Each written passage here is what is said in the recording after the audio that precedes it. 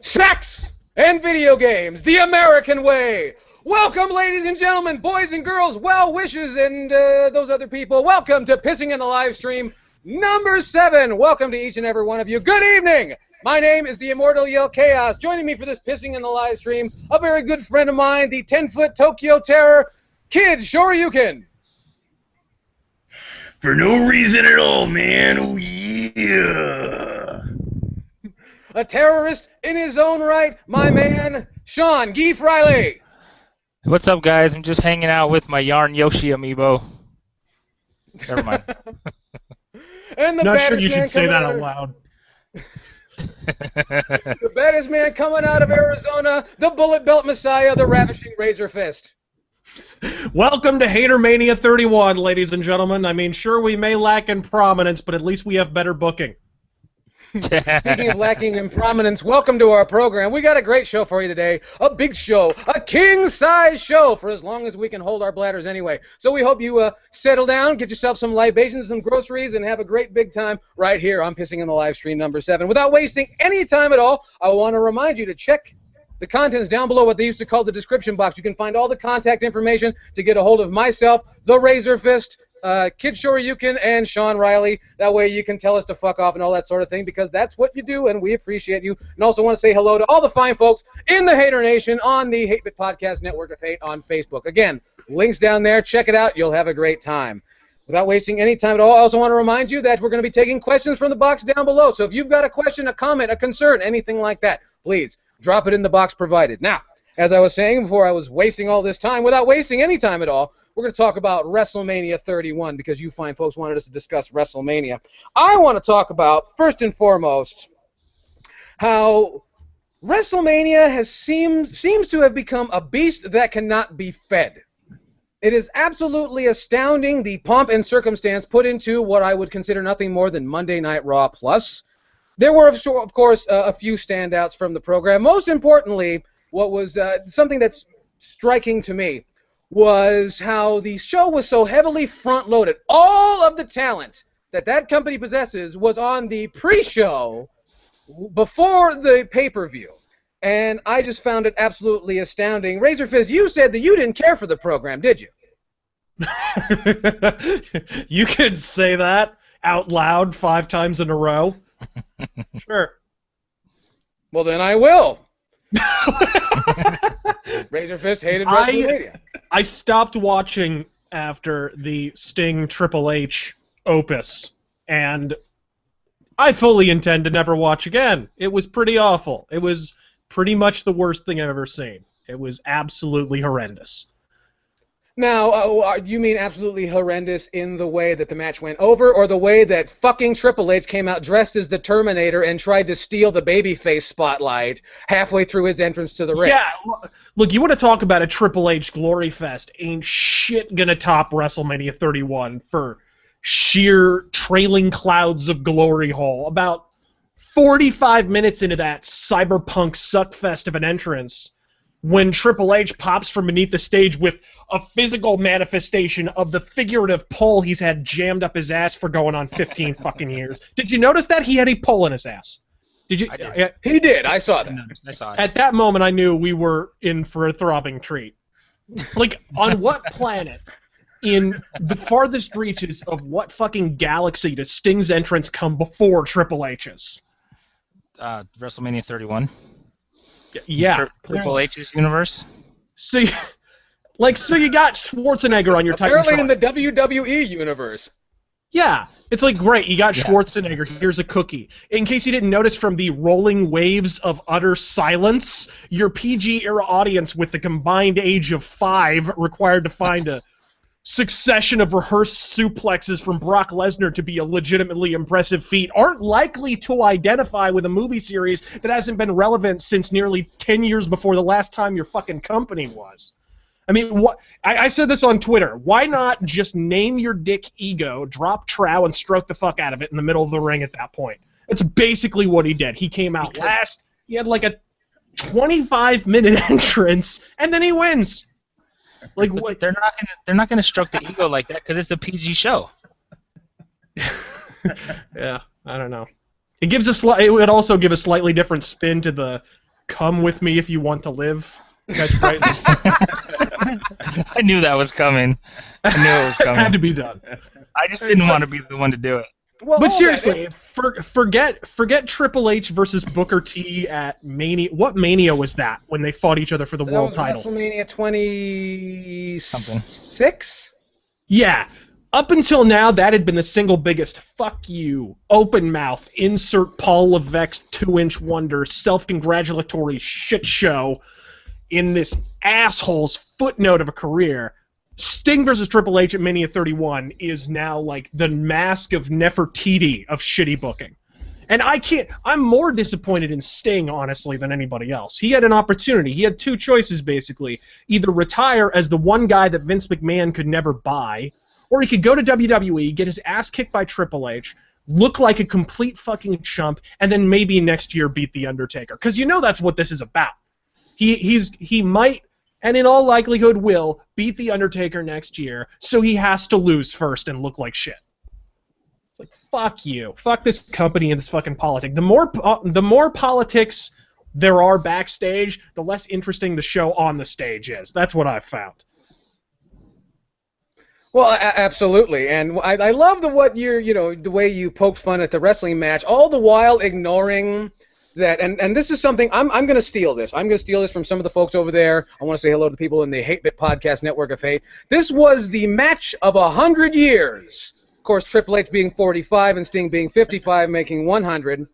So there's that. But I don't want this conversation to end without a serious discussion about what I learned about human anatomy. And what I was telling Mrs. Yell Chaos, what I call old people bruises, the pooling of the blood on the shoulders and hips of Sting and Triple H, who didn't do a whole lot more than really just hit each other kind of hard. There was not really much wrestling to speak of. Yeah, it was like a liver spot fighting a melanoma. That's what it was. and not only that, but what do you need to tell you that you should not do this anymore, except to where you look like the protagonist from the Return of the Living Dead who didn't know they died? I know. At this point, the Scorpion death drop is going to refer to his coffin. And not only that was I want to bring this up too. I talked about this earlier in the week. I'm going to use the finger quotes right now. The run-in by the NWO. Now, mind you, the run-in, which would barely have been classified as a saunter, because it took the NWO 35 fucking minutes to get to the ring. If you're trying to save your friend, you might want to, get there. Yeah. But it's not their friend. That's the greatest part about it. It was 3 of Triple H's buddies against 3 of Triple H's buddies. Gosh, I wonder who's winning this match. I just fucking wonder. That's the thing that really fast down a ramp. And people walk say too fast step down that down ramp, Vince. tear another quad. Step down Vince is a hashtag. Oh, Vince McMahon's out of touch. Vince McMahon's the problem. Triple H is like at least half the problem with this company, folks. It's not all Vince McMahon. It's not all him being out of touch. It's about Triple H touching himself. Well, I think if you notice now, there's some young kids who might not remember this, but Triple H is essentially following the corporate Mr. McMahon playbook, play by play. And this notion that Triple H was ever a notable professional wrestler of any kind is absolutely moot. That's what I found so funny. Like they were gonna settle some score when. Oh God! How my eyes rolled into the back of my skull. I was looking at brain matter when I heard JBL honestly say out loud, without a trace of irony, "It's the best of WWE versus the best of WCW." I'm like, I fell off the couch. Did somebody replace Triple H with Undertaker while I wasn't looking? Is he a ninja? Like, what? Did he drop a smoke pellet and suddenly Undertaker was in the fucking ring? Because I didn't see the best of fucking WWE. I saw Triple H, who is a glorified mid-carder and always will be, who has only ever been the main event jobber, except that he wins. But it still doesn't change the fact that he's a jobber. The Brooklyn Brawler could win 100 matches in a row and still be a fucking jobber because he's the Brooklyn fucking Brawler. Triple H is the same goddamn way except with the main event. Kind of like Kane. I love Kane, but that's the role that Kane fills. It's like saying Kane versus Sting would be the best of WWE versus the best of... Yeah, it just makes no fucking sense. I was actually going to draw a reference to Greg Gagne, but that might go way too far back. Yeah, way too far. But speaking of people, getting pushes when they ought not. But and then was that the end of what went on? I guess so. So a bunch of old people got together and pissed all over your WrestleMania experience, and they want you to pay $9.99 to see it again next month. I just don't get... Okay, and then Brock Lesnar comes out and does a bunch of suplexes, and it's the best WrestleMania ever. You have shitty taste, okay? You have exceptionally shitty taste. Your fucking taste is doing the backstroke in the septic tank of your home right now. You have no fucking taste. Fucking suplex. Didn't fucking Benoit do this already? Oh, I'm sorry, we're not allowed to say his name, but Brock Lesnar is not the only guy to have done this. And actually, the Benoit analog is fairly apt, because neither of them can cut a fucking promo. Benoit and Taz already did this. Can we put Dean Malenko in that group, too? And fucking Lance Storm. I love a good Chris Benoit. I love a good Chris Benoit promo. It's just like, the silence behind the violence, a horseman. Yeah. Well, no, the whole time you're just like, what happened to his teeth? But who really comes out after this whole thing, after the big to-do about the end of the Royal Rumble, and Roman Reigns, who interestingly has alliterative initials to the Royal Rumble, gets shit on for the next for the last few months, only to his big pay-per-view, his big Royal Rumble, his big WrestleMania. His big WrestleMania event was simply to stall for 17 minutes. Yep. And if you didn't know it, they gave it to Seth Rollins.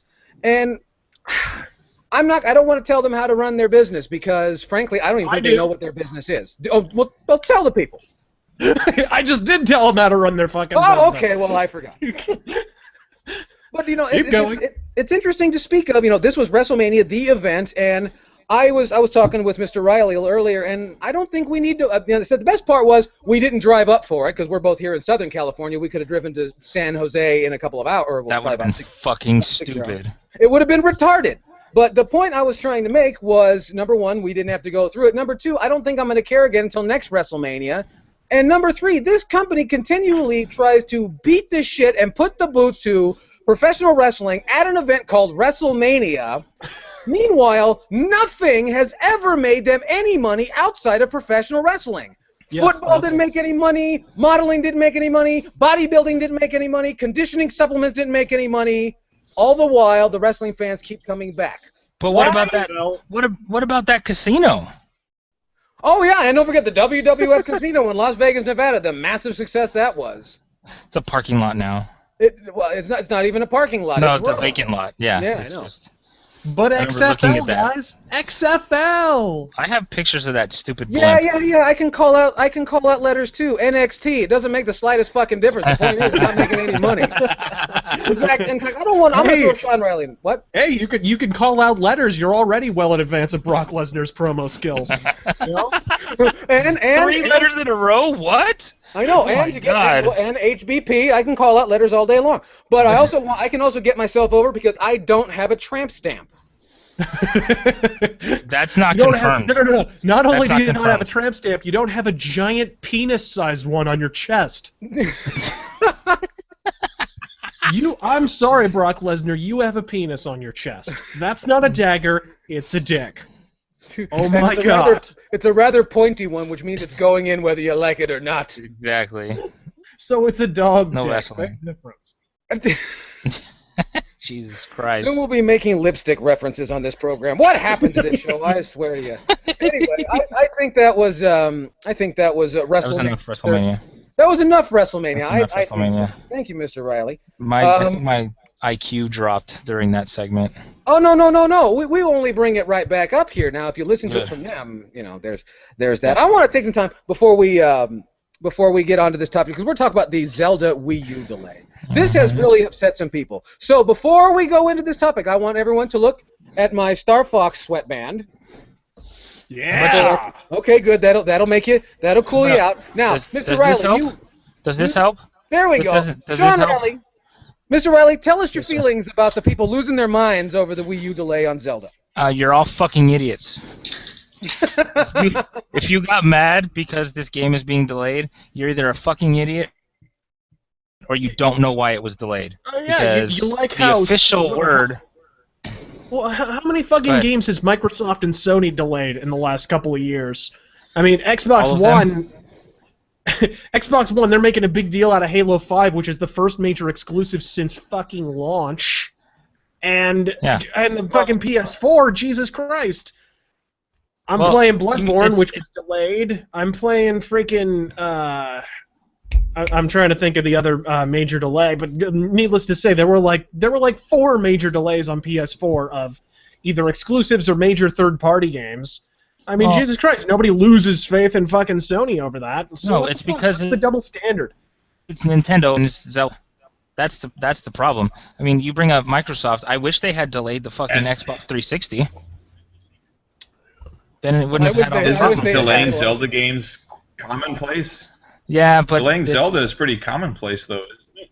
Yeah, but this is the internet age. Yeah. Well, and I think everyone's leaving out that, this is not a new thing. This is not an inconvenience. This is what's called a tradition. Yeah. Every Zelda game that I'm aware of has been delayed. Even the original Legend of Zelda, which had to be transferred from the Famicom disk system to cartridge-based for the NES and for the North American market, that one was also delayed. This shit happens. As Shigeru Miyamoto once said, a delayed game can become a good game. A hastily put together game is bad for all times. But in case you haven't played Order 1886, it doesn't always turn into a good game necessarily. This is true. This is true. Hence the can. That's why we put can there. Apparently, if you're from Japan, apparently you can make these. I don't want to badmouth Western developers, but they haven't done very well by themselves in recent years. And I don't want to be so dismissive of people that think that this is a serious problem, but it isn't. You have bigger things to worry about. There are other video games. Yeah. I know it doesn't seem like it, because the people who are making video games don't have any... Of all consoles to be complaining about lack of software on, the Wii U's the only console that's actually coming out with software right now. That's the thing. Mm-hmm. Like, of all the places to start bitching about a delay, the console that actually has games right now is the one you pick? What the fuck is wrong with you people? Yeah. What the fuck? PS4 has nothing. It has Bloodborne, and that's it. And if you don't but like there might be an Uncharted game eventually. Yeah. Eventually, there'll be an Uncharted game. That's your defense. Yeah. Eventually. Yeah. Eventually. And a bunch of remastered PS3 games. Yeah.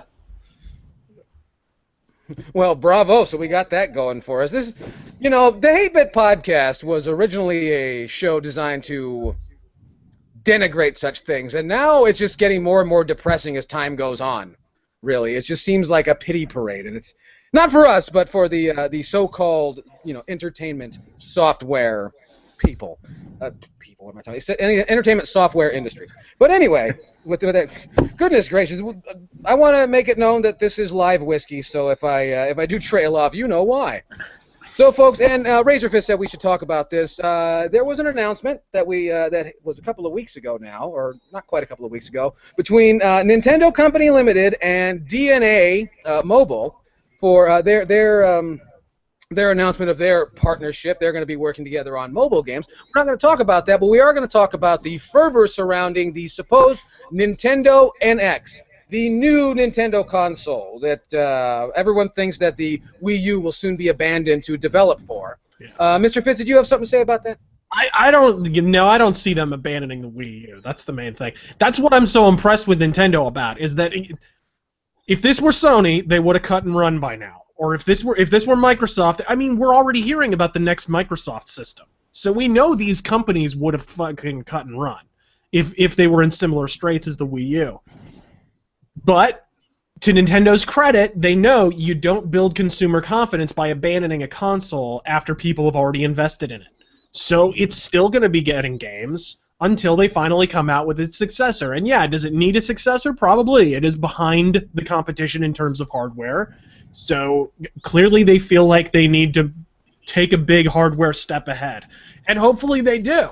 I think that'll be to their benefit and all gamers who wind up buying it. So, but what I'm most impressed with is, I mean, you look at every system that for Nintendo didn't do as well as the one before it, you know. I don't consider the Nintendo 64 a failure at all.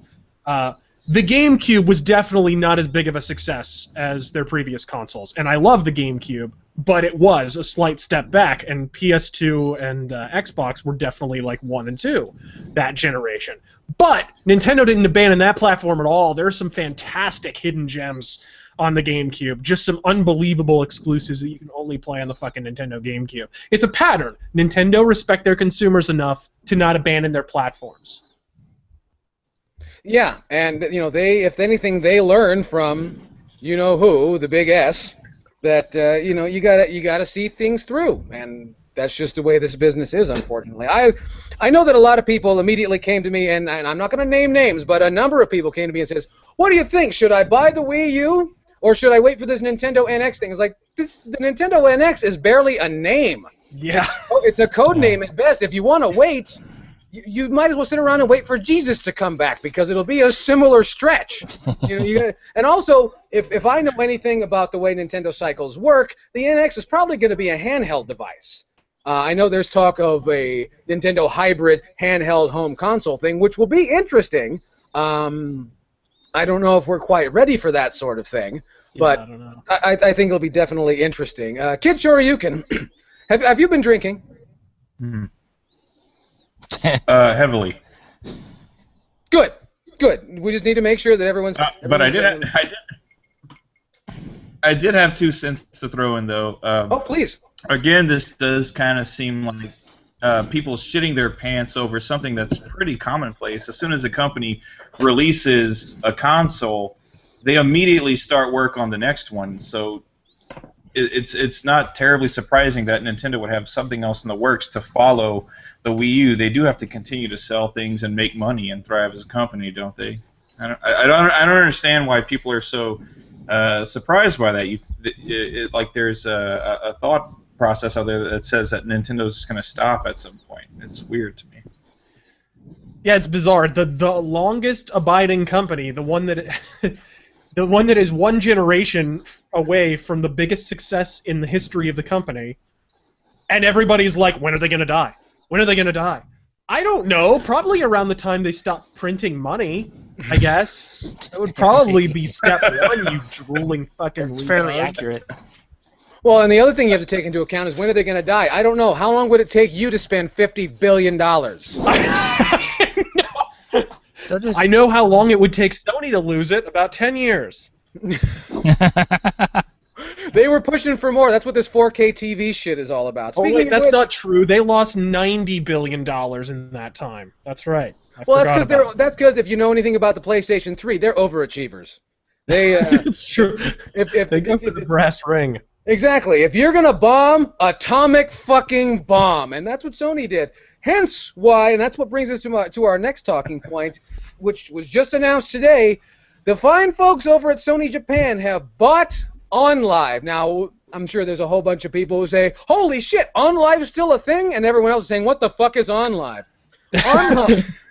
OnLive was, or is for the next hour or so, is not the first streaming service of content in terms of entertainment software, but one of the first dedicated. I think it did come after the PSP Go, which was another instance of not necessarily streaming, but non-physical media-based gaming hardware. Sony, and there's not many details available right now, but Sony has bought and plans to shut down OnLive if you're not ready. I'm sure that a lot of people were already on Kotaku and Destructoid and all those other jerk-off websites that were first to publish this sort of thing. And but we thank you for coming to our jerk-off podcast, so don't forget that. But this raises many interesting points. Mr. Fist, you talked about that this does sound like a bit of a monopoly, a bit of antitrust. You said. Yeah, the way that it sounds like they're kind of, and they've all but admitted that they're basically buying OnLive so that they're essentially buying the competition to shut it down. They've basically outright declared their intention to all but dissolve the OnLive brand. So in all likelihood, they're just kind of going to take the patents and let OnLive be dead or integrate it into PlayStation Now, which just launched, and that's what seems so quizzical to me, is that PlayStation Now, as anybody who owns a PS4 will know, we just got an update like a week ago. We now have PlayStation Now. They just launched their streaming service, their answer, if you will, to OnLive. So it doesn't make a whole lot of fucking sense unless you're just trying to shut down your fucking competition, which I don't see how that isn't grounds for antitrust or monopoly. I just don't understand that at all. Well, what you don't seem to understand is people have to give a shit before it can be considered a monopoly. That's first and foremost. Yeah, that's the thing. It's like, great, you've got a monopoly over an industry that nobody's investing in and nobody's actually using. It just doesn't make a whole lot of fucking sense. I mean, the biggest success in streaming online games is what? Fucking GameFly, right? I don't know if is that truly streaming? I don't know if they're streaming. I think that's like the Netflix for video games, right? They just send you games to your house. Don't they do a streaming thing now, or is that just hard product mailed to your home and then you have to mail it back? I think it's just hard copies. Okay, so either way, like the best kind of renting program out there is basically GameFly, and even that is kind of like it's successful. It's not Netflix successful. Right. It's kind of a tepid success. It's still here. It outlasted whatever bullshit that Blockbuster was doing a few years ago, so there's that. It certainly did. Well, name something that hasn't outlasted Blockbuster over the last several years. But I got nothing. Music Plus. But I just don't understand it at all. It's a very interesting situation, absolutely, and also that came out with the news was that people who have purchased, Sony has no plans, at least as of now, has no plans to support existing OnLive customers. They will not be refunded the games that they've already purchased or bought licenses to or any sort, and that is causing some bit of a backlash, which doesn't surprise me in the slightest. I mean, how this is the first show years ago on this program, on this very program. We told you how cloud-based gaming is not the future and cannot be a good thing. And now, all those people that have invested however much and dug their heels into the ground and said, I'm an OnLive guy. You know, much like people that say that they're a Paul Heyman guy. Paul Heyman has far more credibility than OnLive does, though. So, I don't know which is sadder. But well, I just did a rant on my webpage about, it is an audio-only rant about physical media and the merits of physical media, essentially making an argument for physical media as opposed to streaming media or digital distribution and so forth, and this really dovetails quite comfortably into that argument. Is if you don't own a physical thing, you can't call it property rights, because without property, you have no rights. Possession is 9/10. Absolutely. What were we saying there, Mr. Riley? I said possession is 9/10, and if you do I own this water bottle if it's digitally downloaded? No. Yeah, and even our physical product, and I'm well aware, even our physical product, if you read, if on a very remote chance your video game, your hard copy of a video game actually includes a booklet or manual, you'll often see a lot of legalese and fine print and bullshit that, for all I fucking know, signs your cock up for the Russian space program. But, and I'm sure in some kind of backdoor way that absolves you of any legal ownership. But still, you own a physical hard copy, and short of Bobby Kotick showing up with a fucking murder squad at your front door, they're not going to be able to take that hard copy from you. That is not the case with things like Steam, where you download a game, and if the developer so wish, they could disable that copy or put some sort of copy protection. I mean, I've always said, and I'm sure we're eventually going to have a situation like this if we haven't had it already and I'm just not aware of it, where a game comes out and maybe they find out that there's something wrong with it. Maybe they find out that a part of it is stolen. Maybe they find out some sort of controversy so that legally to avoid a backlash in a courtroom, they'll have to disable their game because it can't be in the hands of the public or else they'll be held legally liable, right? And so I have no doubt eventually we'll have a situation where that will happen, and then retroactively they will disable people's digital copies on Steam. You can mark my fucking words on it if it hasn't happened already.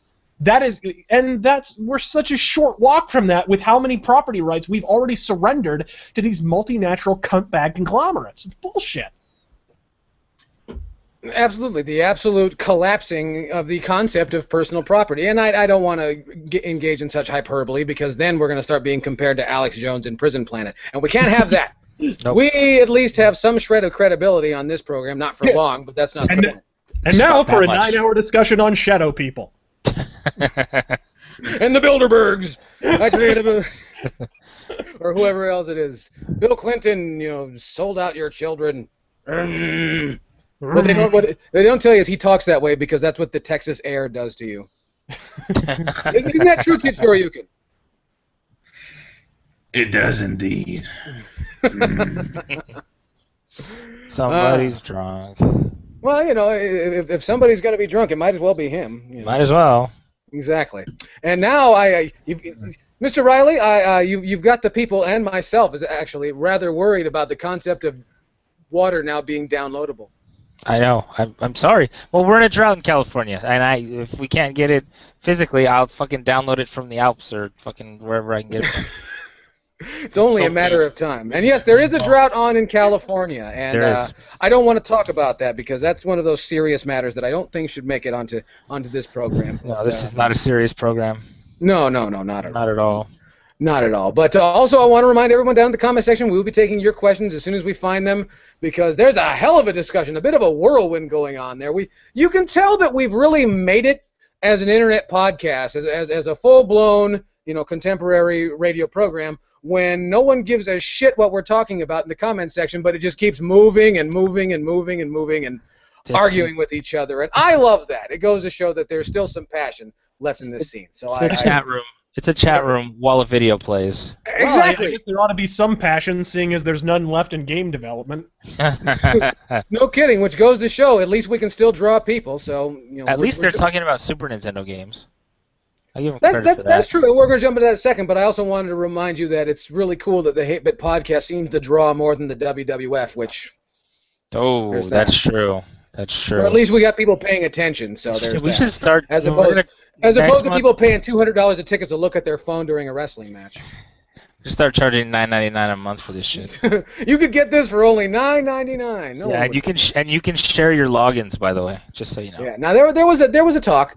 There was a talk about Big Dan 42082. This is a good question, and it's an interesting question. We've dealt with this before, where he says he wants to talk about graphics and how much is too much. And that's interesting that this discussion seems to come around every so often, and I think we have reached that saturation point to where graphics are soaking up far too much of budgets. Just the budgetary restrictions alone are being eaten up by this idea that games need to be movies. And I know we've discussed that before, but I find that interesting. Mr. Riley, don't you find that interesting? I do. Well, thank you. Graphics aren't just eating up budgets; they're also. I think graphics are. Well, they're also eating up resources, physical memory resources and shit. I mean, we're seeing games on a PS4 that has how much RAM? 8 gigs, something to that effect. Something like that. Yeah. And they've got RAM and screen tearing problems because the graphics are still so ridiculous. Like, the fidelity of the graphics and so forth is so ridiculous. It's like, talk about putting the cart before the horse. It doesn't make any fucking sense. Make the gameplay first and then make it look pretty. But it seems like the first order of business is, okay, lots of blur, lots of lens flare, lots of fucking fog everywhere and bloom out the ass. I mean, I was just playing a live stream of Thief 4. And this is a next-gen game on the PS4 with its 8 gigabytes of RAM. And I look up at a light, and the bloom causes the game to slow. Like, the frame rate is cut in half, and all I'm doing is looking at a light because there's so much fucking bloom. Fucking what the hell? I haven't cared about graphics since the PlayStation days. Like, I didn't really give a shit then. like more of even in the 16-bit, like that was a thing to talk about. Like, oh, who has better graphics, Super Nintendo, Sega Genesis? And I don't care now. It all looks exactly the same. I don't see, like, I agree. We need to. I'd rather play a good game than a game that looks good. Yeah. So that's just my opinion. Well, and it seems like given a clear choice. I mean, look, would you rather play Deadly Premonition, which looks like garbage and has amazing gameplay, or would you rather play Order 1886, which is basically just a movie? You barely interact with it. You essentially walk forward, shoot, shoot, walk forward, shoot, shoot, watch 12-hour cutscene, walk forward, shoot, shoot. That's your fucking gameplay. All right? And by the way, it's the same fucking gameplay as, you know, an Uncharted or whatever. I've never understood the accolades for games like that. Last of Us, completely linear. Corridor, shoot, shoot, move some blocks, move a fucking ladder, corridor, shoot, shoot. It's the same fucking thing. What was that, Uke? Kind of unfair. I mean, you could stack a lot of things up against Deadly Premonition and they wouldn't measure up. So I don't know if that's necessarily a fair comparison. Fair comparison to what? To Deadly Premonition. Well, yeah, I mean, Deadly Premonition is excellent, but what I'm talking about, it's actually a very apt analog because Deadly Premonition is uglier than Sin, right? That's the entire point, is that we're comparing an ugly fucking game with great gameplay to a gorgeous fucking game with utterly mediocre gameplay. Shitty game. Yeah. See, fabulous discussion right here on the 8-Bit Podcast. And I want to remind each and every one of you that if you're not paying attention to our discussion, the least you can do is look in the section down below and check out all the contact information to find myself, Razor Fist, Kid Shoryuken, and Mr. Sean Riley. You can find all of us on Twitter, on Facebook, on the YouTube, all that stuff, so please check that out. Now, there's a question for Razor Fist, but I'm going to cast a bunch of aspersions all over it first because I get to do that sort of thing. Mr. Fist, they want to know what you think, and everyone else can chime in if they like, about Combat Zone Wrestling out of, I think, Pennsylvania. I want to say that I think Combat Zone Wrestling is a bunch of fucking marks who chase each other around with lawnmower blades. Yeah. But, Mr. Like Fist, your thoughts? without the budget. Which is saying something. Now I'm it's intrigued. like the difference between Taco Bell and Del Taco. That's the difference. Right there. It's diarrhea either way. W budget? I've seen high school talent shows with more budget than that. Oh shit. Jesus That's true. Yeah, that's what was it that I'm gonna quote Botchamania here. I think it was CZW 316 says I just broke my neck in a backyard in front of 5 people. Like that's basically CCW 316 says So fucking I just don't understand CCW. It really seems like they are their own audience. Like pretty much the entire Very audience. much. That's exactly what it seems like. Like they're trying to impress people. They're like trying to impress all the old wrestlers, like Tommy Dreamer and Balls Mahoney. Those people are fucking in traction from doing that shit. They don't give a shit. Could we get one more fat guy in a sleeveless shirt and baggy cargo shorts, please, Holy to shit. wrestle in That one of is these matches with fucking light tubes? No, Just we can't because then they put them on NXT. Hey, I almost wore a sleeveless shirt and baggy cargo shorts to this fucking recording. Almost. It was very close. I'm not even gonna lie. Did you drop yourself on some fucking light tubes on the way over too? I could have if I had known that was a prerequisite to be on the show. I would have done it. I know, and then what you'd have to do is you'd have to fall off a ladder. You'd have to fall off a ladder and then cut a promo about how fucking great you are, despite the fact that you're morbidly obese. But CZW, they've been doing these crossovers with Big Japan, which is like Japan's like kind of, I guess, their version of CZW. It's like a hardcore promotion, but like a handful of people ever show up to their shows. So every once in a while, you might be able to see Zandig on Japanese television. Right. And his promos are classic, by the way. Yeah, let's get those pesky math shows off of fucking Japanese television and replace it with Zandig. That'll be an improvement. Jesus! That's what I was so impressed with when I was over in Japan. You would turn on the TV and it was like a math quiz show, and I was like, what am I living in a civilization right now? Is that what's going on here? Are these human beings that live in this country? I tell you what, man, give it 4 years, and it'll start to piss you off. Oh, Japan's got their own problems, and not just that their turnips glow in the dark.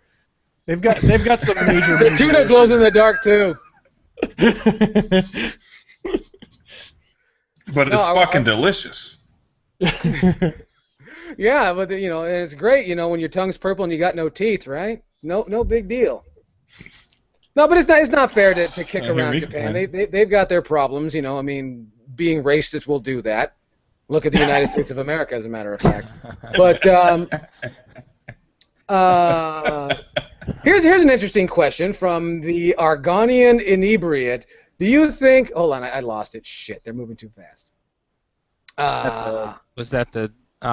What was? Did you catch it, I like Mr. his Rowe? Uh, name. Was that the thing about game developers? Yeah. Was it game developers should be able to say whatever they want to say in their games? Do you think game devs should be able to say whatever they want in their games? Absolutely. I absolutely think they should. And that goes for if God knows we've seen enough fucking games shoehorn social issues into fucking games recently. We've certainly had enough. I mean, anyone who played Mass Effect 3 and went down to engineering and had a 5-second, 5 lines of dialogue conversation with the engineer and immediately learned everything about his fucking sexual history understands that these kind of issues are being shoehorned into games. So what the fuck? Let anyone say anything. And I'm fine with that for the record, except for the kind of corporate way that it was put into the fucking game.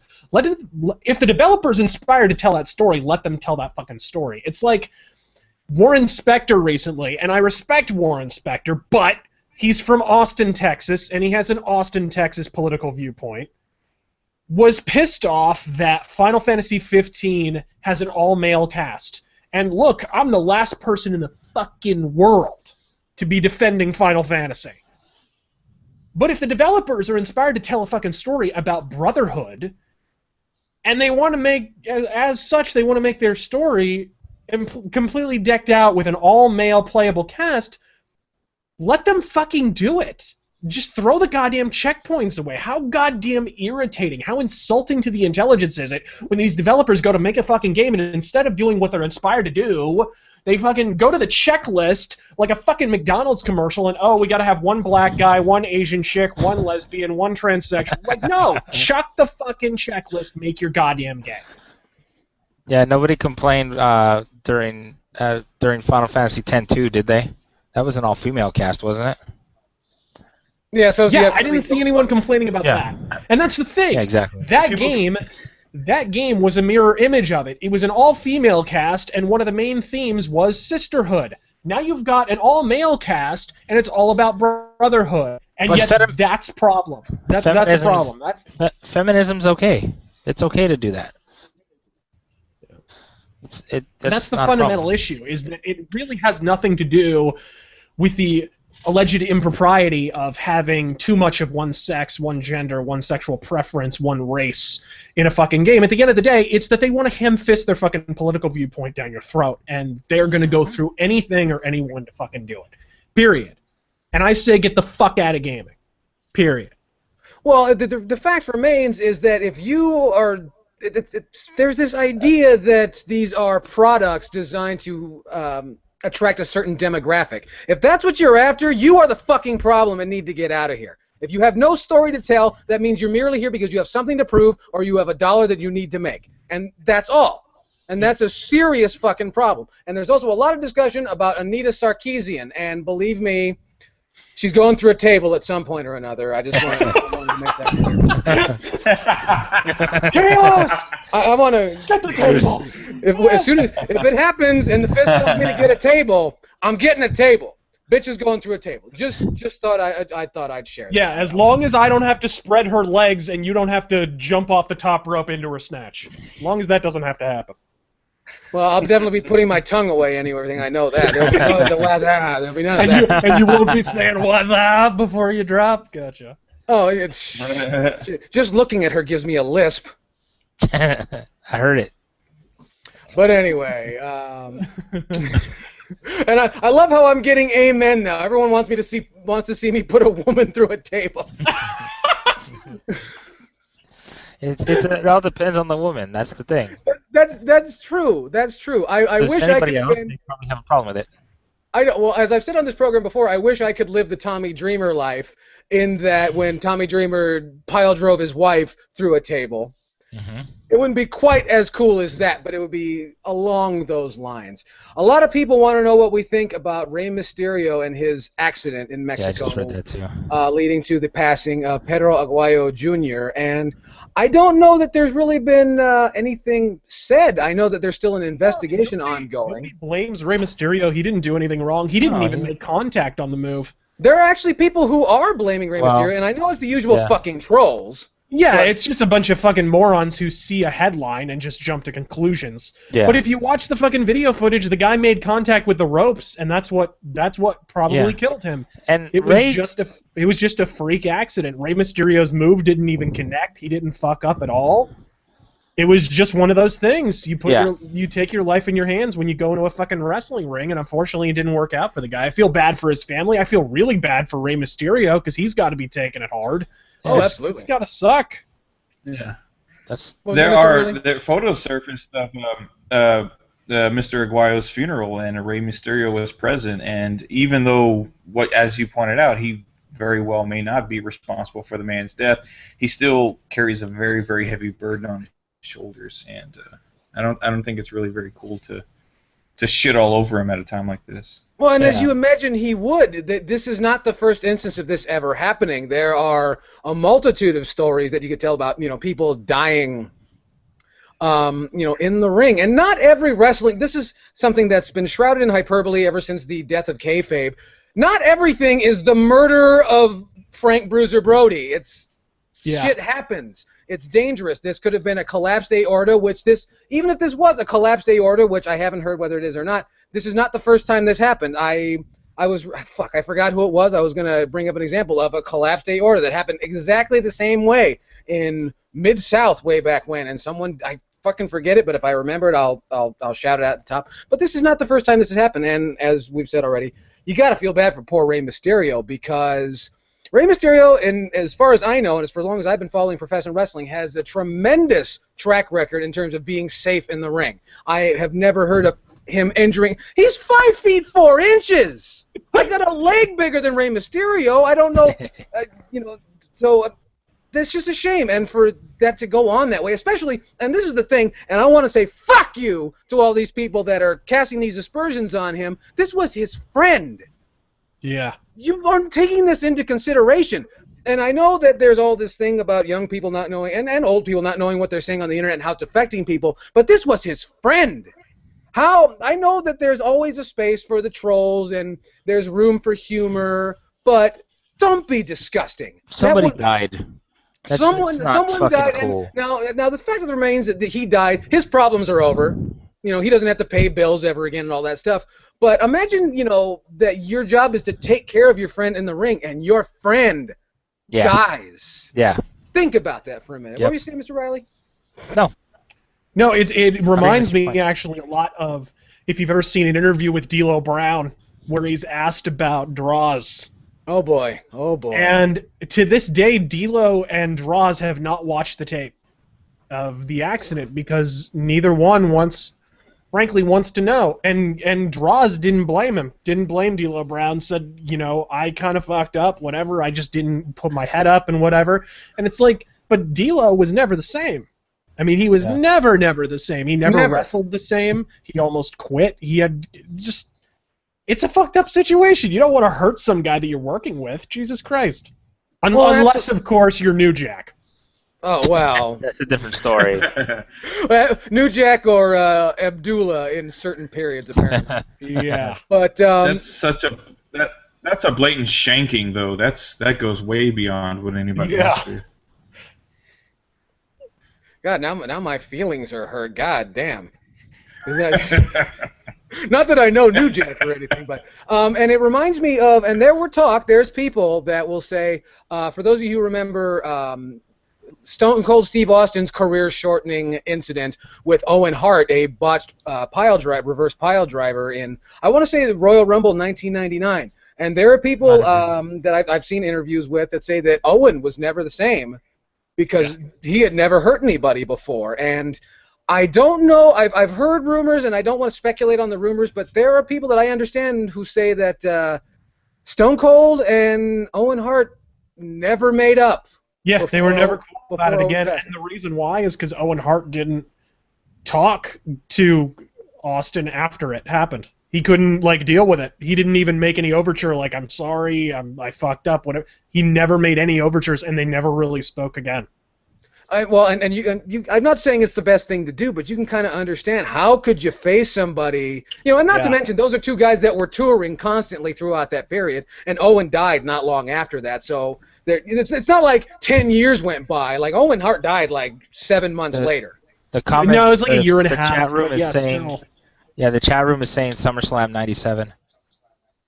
Yeah, it was SummerSlam '97, and Owen was dead by May of '99. So a year and a half, almost 2 years. Oh God, I guess my brain always clumps all those really shitty pay-per-views all together because they're all the same. But it's still not a very long stretch of time. It's really not. It was, and especially with how fast everything was moving at that time. I mean, Austin became the champion at the following WrestleMania, and then he lost the belt, and then he got it back. I mean, just things happened so much faster back then because we didn't have storylines that lasted a year and a half like we have now. I mean, Jesus Christ. How many people when you saw... Yeah, how many people when you saw the Andre Battle Royal and the Mizdow breakup just rolled your eyes, not because it was bad, but because you knew, oh great, now it's like a solid year of these two guys fighting each other with absolutely no resolution. One guy's going to win, then the other guy's going to win, and nobody's going to come out ahead because that's what WWE does in 2015. Well, and not only that, they paid almost no attention. Like, oh, they had a disagreement in the ring, and that's supposed to spur a feud. It's like, no, you say something about somebody's mother, that spurs a feud, not you kicked me in a battle royal. But once again, I don't want to degrade myself to be like all the other internet smarts who are a bunch of fucking armchair bookers. I don't want to be like that. So we're gonna move back. You do? All right. Well then, we'll be sure and have you on next time. That way you can let my smirk flag fly. But anyway, let's get back to video games because I understand we're boring some people. Well, fuck you. I guess I can say that. That's not a statement of my virtues. It's a statement of the lack of virtues in modern WWE booking. I could trip and fall on my ass down a flight of stairs, and the first thought that came to my mind as soon as I regained consciousness would be a better booking decision than whatever WWE could generate after an exhaustive 15-hour meeting with a room full of fucking pimple-faced 20-year-olds. Oh, how dare you talk that way about the WWE creative team? the conglomerate of writers. The same people who are writing The Simpsons, as a matter of fact. Oh, but I wrote one season of Will and Grace. That's fantastic. Great. You should really be booking wrestling. It sounds like that's a good qualification there. Fabulous. Oh, here it is. Melphis Guy wants to know, favorite underrated Super NES RPG? There's a lot of them because there is an absolute ass ton of RPGs on the Super Nintendo. Underrated, though? Underrated? Well, that depends on the circles you travel in. Because if you get into those really niche groups, which I think is all the listeners on the 8-Bit podcast, everybody's heard of every I can tell you my least bit overrated. I can tell you my least bit overrated SNES RPG. Well, lay it on us. Fuck Earthbound. I fucking hate that game. Fuck that game. I'm with you, man. I'm not a big Earthbound fan either. I don't see what the hype's about. It's an RPG. It's whatever. The concept is cool. Mm-hmm. I just think the concept that was put forth on Earthbound was better executed in later games like Secret of Evermore. That's my favorite underrated SNES RPG. Yeah, that's a fantastic. That's a fantastic game. But it's great. For my favorite underrated SNES RPG, my 100th episode extravaganza is going to be coming up, and let's just say Breath of Fire makes an appearance. Ooh. Okay. We can't get a pop or anything. I wish there was like applause or something. Yeah, crowd noise. Actually, there is. There's After Effects there. But there is. Okay, well, as soon as I find it, then you're going to get some applause, young man. Yeah, I have no idea. But I was thinking about this just now, and I think about Earthbound. I think Earthbound was just an RPG that failed to get the Charlie Brown license. I could be wrong. I could be wrong, but that's just what it strikes me as. Are you sure it didn't fail to get the Charlie Bronson license? Are you sure? Oh, maybe. Okay, wait a minute. I know there's a lot of people in here, longtime followers of the 8-Bit Podcast, who are budding game designers. If you can make a Charles Bronson RPG, oh my God, I would be glad to give it each one of us would be glad to give it a glowing review. Yeah, but you can't even say the words Charles Bronson and RPG in the same sentence without something exploding. Well, that and no matter who you are not man enough to play the role of Charles Bronson. It's true. You can only have one title though. Only one title. This ain't over. You can only play for 3 minutes at a time because your hands slowly grow a beard. It's just how it works.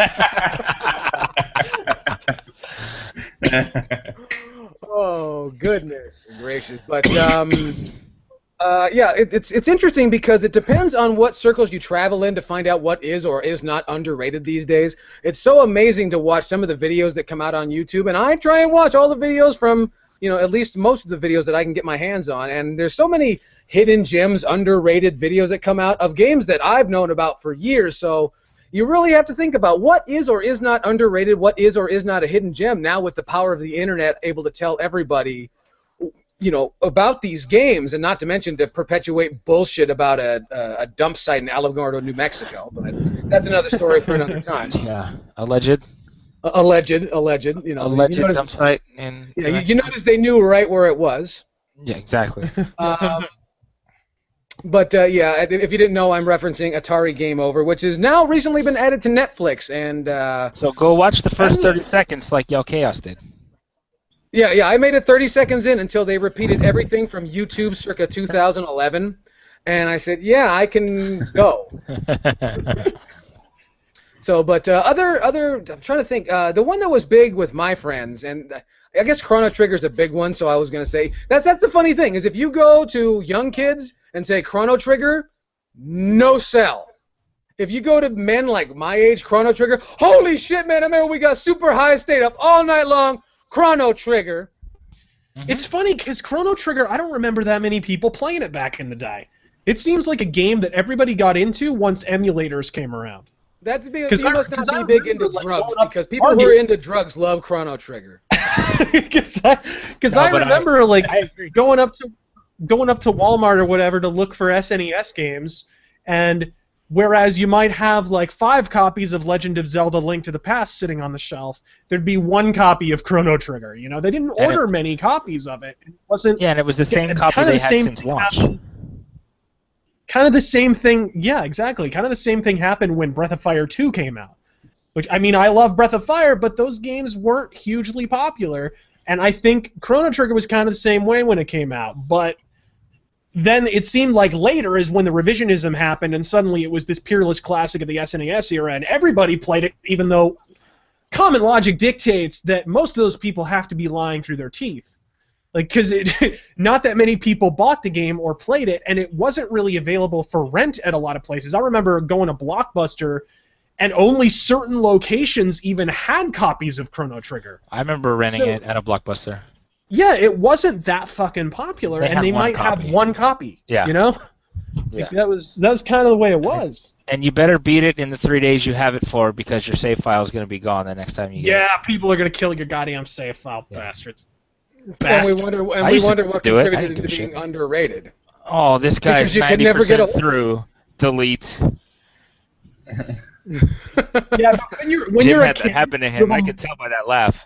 When you're a kid, you have a much higher tolerance for repeating the same activities over and over and over again. So I must have played back through the same RPGs. I played back through the beginning of Breath of Fire 2 like at least a dozen times because of fucking rentals. Because you couldn't find a hard copy of that game anywhere, just like Chrono Trigger. It was hard to fucking find. Hence, again, making it underrated. Somebody brought up the Lufia series, which I have virtually no experience with the Lufia I've series, so that never makes it played extremely underrated with me. Is anybody else familiar? I've know seen of them. I've Yeah. seen the videos, and I've never had a chance to play Lufia myself. And I know Lufia 2 is not very easy to come by. I couldn't I know of them. That's about it. You mean to tell me you don't have it? Personally. I don't. Well, then congratulations, I mean, whoever said that. You have stumped the 8-Bit podcast for once. We are at a loss for words. That never happens. One I really enjoyed was Shadowrun, the SNES. I thought that was fantastic. There's a number of underrated RPGs from the SNES era, but I think for me, definitely chief among them is Breath of Fire, because it was kind of supposed to be the Final Fantasy killer, and it never really got to that place. But it had such potential because Breath of Fire 2 was just so... Breath of Fire 2 was better than any Final Fantasy game that had come out to that point, no fucking question. But it was like, after 3, which was sort of like the peak, it kind of went down and Capcom just sort of lost interest. It just seemed like... Because 4 is great, but not a lot of people played it, and it didn't have a very high print run. And then we don't like to talk about Dragon Quarter. But... To be fair, I may have a Lufia game somewhere around here, and I just forgot about it. As far as underrated 16-bit ones, I do like the 16-bit Dragon Quest games. Those are pretty fun. And an action RPG, but an RPG nonetheless. I do like Front Mission Gun Hazard. And that's all I got, because I don't really like the other Front Mission games. Well, excellent.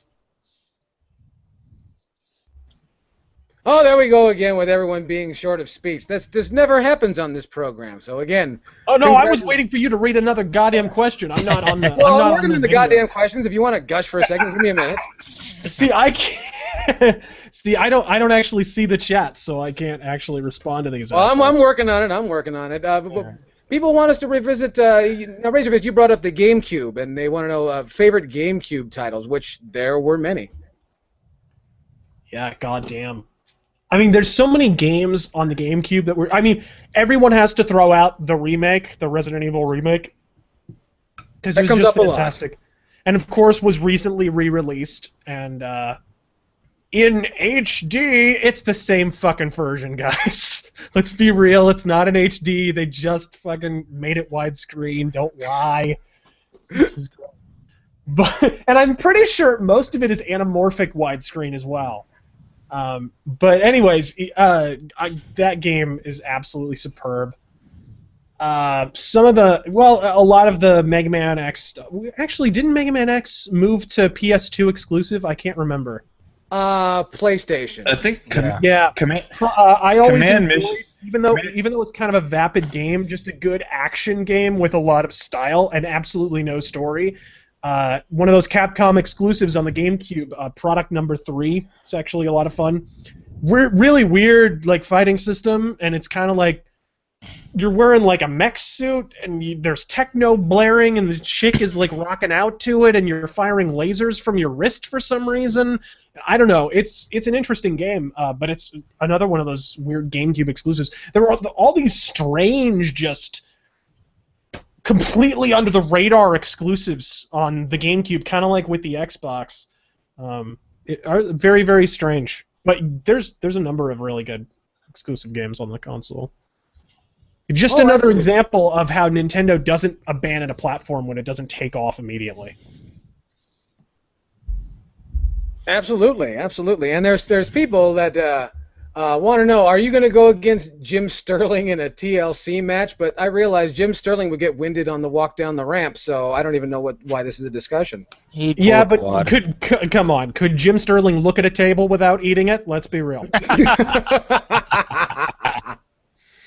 Again, being winded long before the thing ever started. So, on the other hand, I'm sure he could, him and his Otho suit could go through. We shouldn't badmouth Jim Sterling. Yes, we should. Jim Sterling's such an easy target because you can see him from like Philadelphia. That's true. So, I can see him from here. well, bravo. There's another game. Someone in the chat mentioned Twilight Princess. Why the fuck didn't I think of that? Somebody else. That game is so much better on GameCube than on Wii. It's not even funny. Somebody mentioned Twin Snakes too. Oh, Twin Snakes is garbage. It is garbage. They took like one of 2 games that are decent in the Metal Gear Solid series, and they turned it into the fucking Matrix. Snakes doing backflips off of missiles in midair and posing dramatically in front of fire, and there's fucking bullet time, and cyborg ninjas are carving up chunks of the ceiling and fucking Guile flash kicking them over at Snake. Like, what the fuck is going on in this game? What is going on? It is like Kojima was less involved in that game. I mean, he was involved in it, but he didn't technically direct it. And yet it's like even more Kojima than a proper Kojima-produced game. So I'm not a fan of Twin Snakes, although I did a video on this subject a number of years ago. Well, speaking of Kojima, a lot of people now. Razorfist, you made quite the. In fact, your rant about he who shall not be named leaving Konami. Jeff Scott Soto? Huh? Actually, it was Matt Levin, but still. There's people that want to know about. Now, you did a rant about Kojima leaving. And in fact, my brother-in-law asked me, what do I think about Hideo Kojima leaving Konami? And the same thing I told my mother when she told me my great-grandmother died. Fucking finally. Jesus Christ. Well, I mean, you can only keep a corpse on life support for so long before it's just a drain on your bank account. Yeah. Hideo Kojima has been there for so long. He's clearly not interested in making video games. He's interested in fucking with you. And now that's gotten boring, and he's going to take his millions of yen and go fuck with somebody else, it seems. Which amounts to what, $10? It's not very much money, by the way. Yeah, it's not very much money, by the way. Not a whole lot. Okay, his collection of Japanese seawater. His collection of top-of-the-line Japanese hipster glasses. I mean, his collection of nuclear seaweed. That's what he's going to show off to all the people. He's going to be the new Varg Vikernes, and he's going to review Japanese RPGs. Look, I think it's pretty simple. I think he was trying to... I mean, it's kind of twofold for him. Clearly, he wants to move on from Metal Gear Solid. He has said it after every single game in the series. He's threatened to do that. I've always suspected that part of that was he wanted to raise his stock at Konami. And each time it has worked, to the point where, after the last one, he was appointed VP of Konami.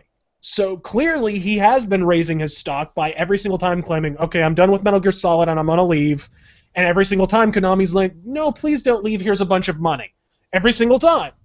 And I think this time it just kind of backfired on him. And look, he's also wanted to work with Western developers as well, so he probably figured no matter how loudly he proclaims his desire to leave Metal Gear Solid and Konami forever, the worst thing that can happen is he winds up leaving and his stock is so high by that point that a Western developer, and this is probably what's going to happen, is going to give him metric shitloads of money to make his glorified fucking movies. For a Western developer, and that's probably what's going to happen.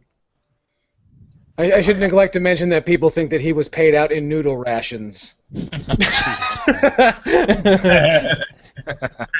you like it? but anyway, and apparently test audiences are full of shit. Somebody wants to know, favorite movie alternate ending that test audiences hated. That's such a what? Fucking, do any of you watch old spaghetti westerns? I do. Okay. Yes. So have you ever seen The Great Silence? No. Okay, The Great Silence is really interesting because it's like, it's a western from during the heart of the spaghetti western boom, and the bad guys fucking win. And they murder the shit out of the good guys. And just, that's it. The bad guys win, they walk away. There's no comeuppance. They don't wind up being miserable. Nothing bad happens to them. The bad guys just kill the good guy and move on, right? And that's the ending. But I always felt it was kind of gimmicky, and so I guess in African countries, for some reason, it didn't test well. And so they demanded that a happy ending be made for the movie. And It only played in South Africa, the happy ending or whatever. But actually, the bad ending, I think, is kind of shitty and doesn't make a whole lot of sense, even though it's all, oh, it's so artistic because we made this bold artistic statement that the good guys don't always win. Like, I understand that's kind of novel for 1968 or whenever the fuck this movie came out, but it's still kind of gimmicky. The happy ending actually makes more sense and is more badass because the good guys, like, jumping through windows and fucking killing guys and shit. It makes no fucking sense because this guy's been, like, putting bullets between people's eyes the entire time, and then he just walks over to the bad guy, gets shot in the hand, gets murdered in the fucking street, and that's it. So I would say, like, The Great Silence for me, the happy ending for that is actually better, even though it's ham-fisted. There's no good ending for that movie, let's just say that. Well, it kind of reminds me of, and I know this movie was a blockbuster, but kind of like the ending to Tombstone, how the good guys don't really win, Wyatt Earp just becomes what he hates. Yeah. And then disappears into the sunset. The one that really bothers me, and still to this day, and this movie came out, I think, in like 1957, was The Invasion of the Body Snatchers. If you've never seen, and not the 77 version with Donald Sutherland, but The Invasion of the Body Snatchers, if you've never seen it, has a great big fat sort of, I guess dysphoric ending in that. The movie star Kevin McCarthy looks to the camera when the aliens are about to take over the planet and says, "You're next!" Yeah, and that was the end of the movie. And then the fine folks over at fucking Paramount said there needs to be a happy ending to this. And so there was a happy ending, and they finally got help, and the government came and saved the one time the government ever came and helped anybody. and the government saved everything, and all was well, and he got a blanket, and it was okay. That's, I think, quite the opposite of what you stated, is where they just totally, the whole "you're next" and the tension disappeared. So I didn't care for that. Perfect.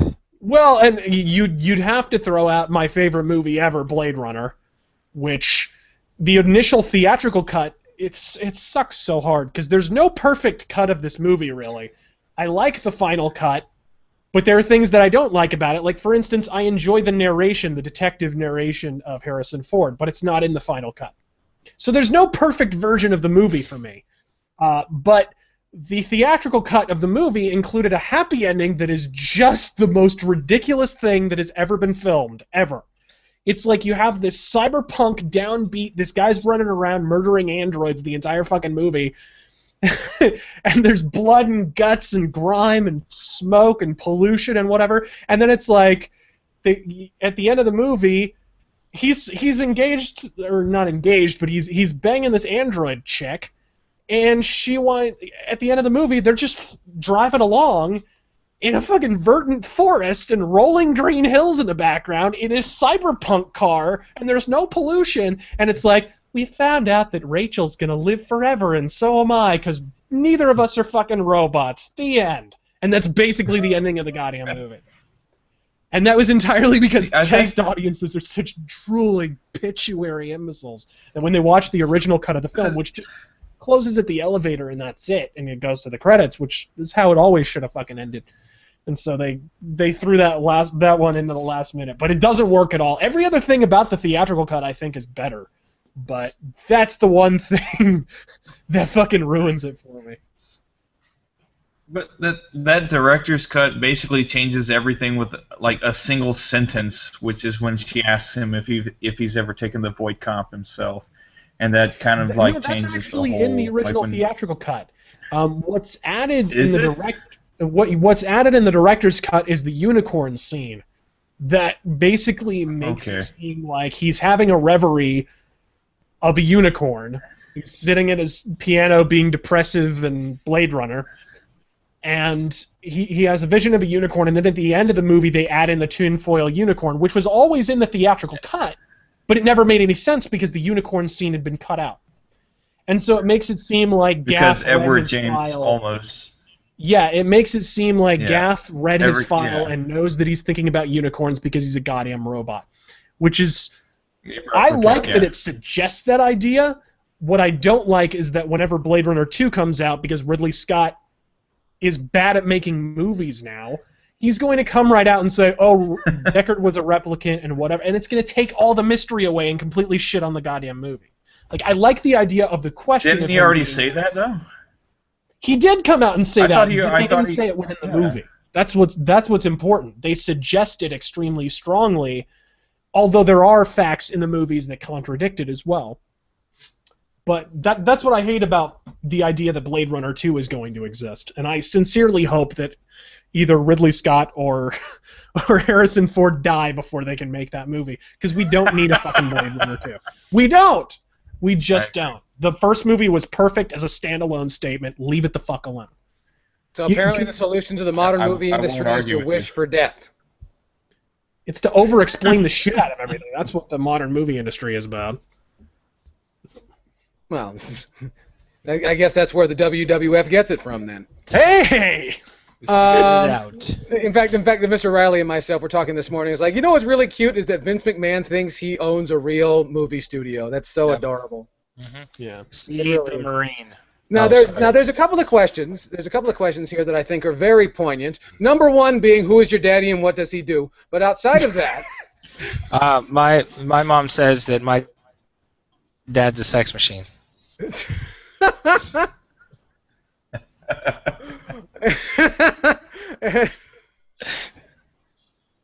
Oh my God! I need more alcohol. That was terrible. I never met your dad. Oh God. That's I know, and I appreciate. Question. Just playing along at home. Well, thank you, and we hope each and every one of you make sure to pick up 8-Bit Podcast, the home game, so you can ask your father if he's a sex machine. Yeah. Now there's been a few questions about this, and our thoughts on Fatal Frame 5 coming over to the Wii U, and there's a few people that seem to get it wrong and say that Nintendo have directly paid Tecmo because of the hole in their schedule provided or created by the delay of Zelda Wii U until 2016.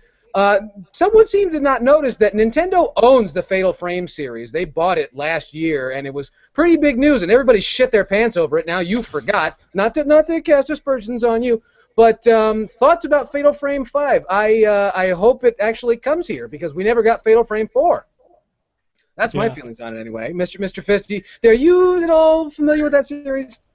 I am. I think it's one of the better horror series out there, actually. It's interesting. It's got a really weird, kind of quirky art style. I've always enjoyed Fatal Frame, although, in the interest of full disclosure, I've never played any of them to completion.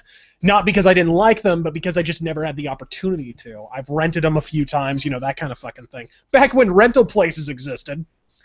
But I enjoyed them a lot, and I'm glad to see that one's going to be coming to Wii U. It's been a long time since we've had a proper fucking Fatal Frame game. So I'm excited. It can only be good for Nintendo. It's just going to diversify their gaming portfolio, which is already better in terms... I mean, look, Nintendo curb stomps everyone when it comes to first-party exclusives. We all know that. But it's just going to diversify their portfolio even more, because God knows we're never going to get another fucking Eternal Darkness, so... Well, no, and you see those guys could fuck up a cup of coffee, so let's not, pretend like that just rested on the shoulders of Japan. What were you going to say, Mr. Riley? Nothing. Nothing? All right, well, thank you. And Thanks for the contribution. Yeah, exactly. And Kid Shoryuken, are you pleasantly sauced? I am. I'm super sauced right now, and even though it doesn't really matter to me if it comes to the U.S. or not, because I'll get it eventually, I think that's pretty cool that they're gonna release Fatal Frame in the U.S. again. That's one of my all-time favorite horror series. I've never played the fourth one. I've played through the first three. They're all super fun. They're creepy. They're genuinely scary games, and some of my favorites. So again, it doesn't really matter to me all that much what region they come out in or not, but it's nice. It's nice to see that kind of thing happening. I agree. It's a great thing, and as Mr. Fisk talked about, a way of diversifying the offerings on Wii U. There was talk, though, that Fatal Frame 5 didn't do so well upon its Japanese release. And how do I put this capably? These are the people that have survived 2 nuclear disasters. They're getting harder to scare all the time. So that shouldn't be all that surprising. And they also eat whale bacon, so there's that. Yeah. When they aren't clubbing dolphins to death. Baby seals. Those are the Canadians. Which is perfectly all right, by the way. And those are Canadians, and if they keep it up, it's going to be an Olympic event. It's going to replace wrestling. You watch. I believe it. I'd watch it. Now, and Mr. Fist, I want to lean this on you. Is it true there's going to be a Weird Al music mythos? Is that true? Yeah, that's not happening. That's not. Well, that's a shame. Well, then please tune in to the Yell Chaos program in a few months and tune in for Weird Al's music mythos. Can I do that? I don't even know if I can do that. I might have to fill out paperwork or something. To Razor Fist, what would happen if WCW came back? They'd lose even more money. It would be called TNA. Oh no! Dixie Carter wishes on her best fucking day she could be World Championship Wrestling. And I've talked about this with Mr. Riley and Mr. Fist and Kid Shoryuken many times. WCW post like 1987 is a bunch of shit. Yeah. It's true. It's true. Well, I don't know about that. They did have a few brief peaks here and there. It's never as cut and dry as all that. Even WWE, which has been unwatchable tripe since about 1999 or early 2000, I'll say. Even them, they've had occasional spikes in quality. 2004 was kind of a high point, 2006, and then it's been all downhill since then, basically. Yeah. But WCW had a few spikes here and there. I thought when they brought in Vader. To feud with some of the bigger names in WCW, I thought that was kind of cool in the early 90s. I thought the very beginning of the NWO was brilliant. It was only after that when they, bogged it down with a bunch of fucking B-listers who just wanted to wear the shirt and pose and be cool in the fucking ring and had nothing better to do. And that's when it started to go downhill. I think that, watching it, though, in reruns, I've watched the old reruns of Nitro where they're having wrestling at fucking Disneyland or Disney World in the middle of July. People are sweating under their titties through their shirts and shit. And Scott Hall and Kevin Nash are just allowed to walk around wherever they fuck they want in this multi-million-dollar television operation anytime they want. Hey, someone just asked me, sorry, to Razorfest, any cyberpunk comic that I would recommend with the exception of Mobius's The Long Tomorrow. I would recommend Angel Stomp Future, which is a one-shot by Warren Ellis and Juan Jose Uribe, one of my favorite artists. And I would also recommend a Vertigo comic called Sleeper that was really fucking good. So, sorry, I cut you guys off. Continue. No, not a big deal. And someone asked, they said that Silent Rob probably got hit by a train. Actually, Silent Rob was taken away on a train. He's currently polishing the insides of bullet casings. And... yes, Schindler's List reference right here on the 8-Bit Podcast. Don't tell me that we don't have quality entertainment right here. But, at least you weren't making out during Schindler's List. How do you know Seinfeld reference. Oh, I see. Seinfeld. Yeah, next thing you know, we're going to be talking about Frugger. Yeah, it was a Seinfeld reference within a Schindler's List It was referenceception. Yes. That's, you know what, this is the greatest podcast in the history of the internet. I want to make sure that everyone knows that. Anyway, something that the comment box has been overflowing with about the Super Smash Ballot. Yes, fans, the Super Smash Ballot announced at the most recent Nintendo Direct, where, and I want to do this just the way that he did it. Global President of Nintendo Satoru Iwata said that you can send Super Smash Brothers candidates request directly, not this direction, but directly to Nintendo. And there's been a lot of talk about who do we need to have in Super Smash Brothers. Now, I'm of the mind that there's already too many goddamn people in Smash Brothers, but you can never have too many. And I am still voting for Andros from Star Fox and Dr. Ryuta Kawashima from Brain Age. Those are the two that I really need to see. But I didn't vote. I didn't vote because I have no dog in the race.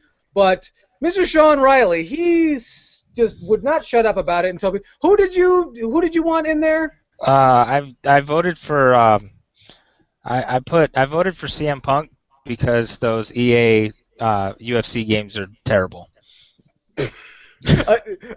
As good a reason as so any. He'd be in and a lot of people are voting for Amazon from the old pro wrestling game from the NES.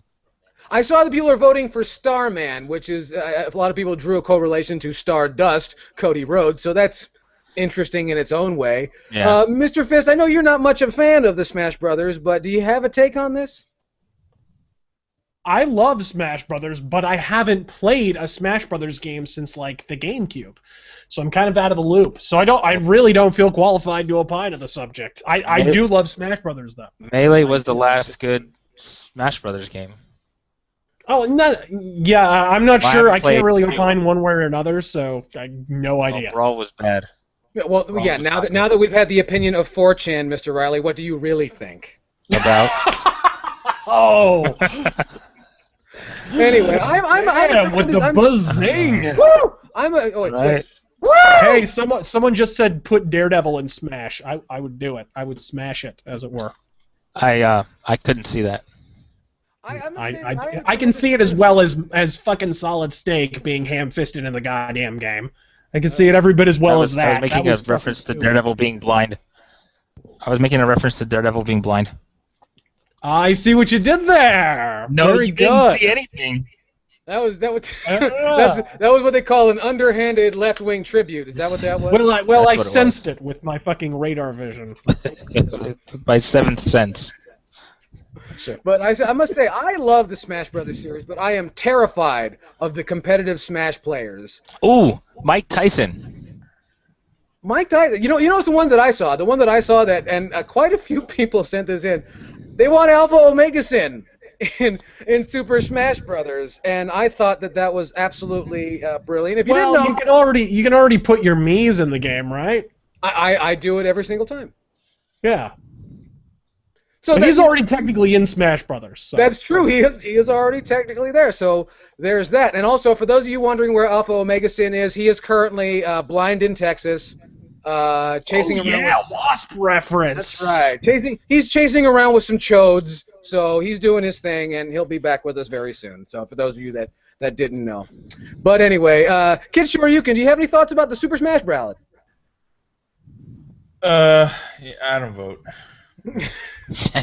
So un-American. And thank you for abiding in the American way. I thank you very much. Anyway, ladies and gentlemen, I think that's going to have to do it. We're about out of time, so we thank you for joining us right here on Pissing in the Livestream number 7. We hope to see you next time.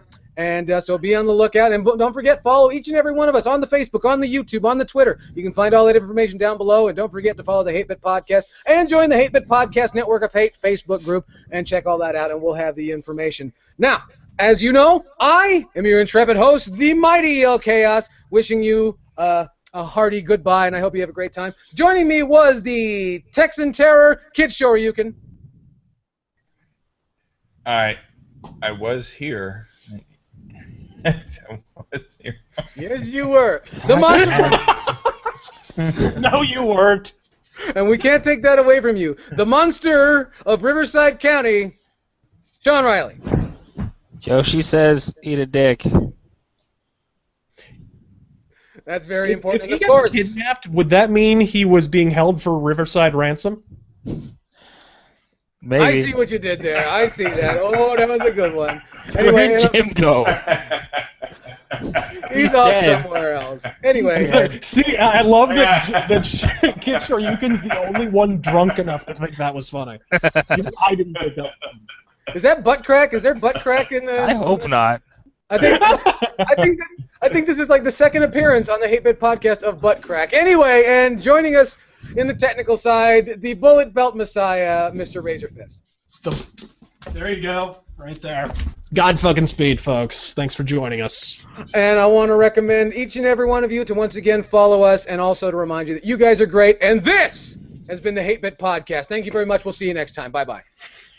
Spell it right, people.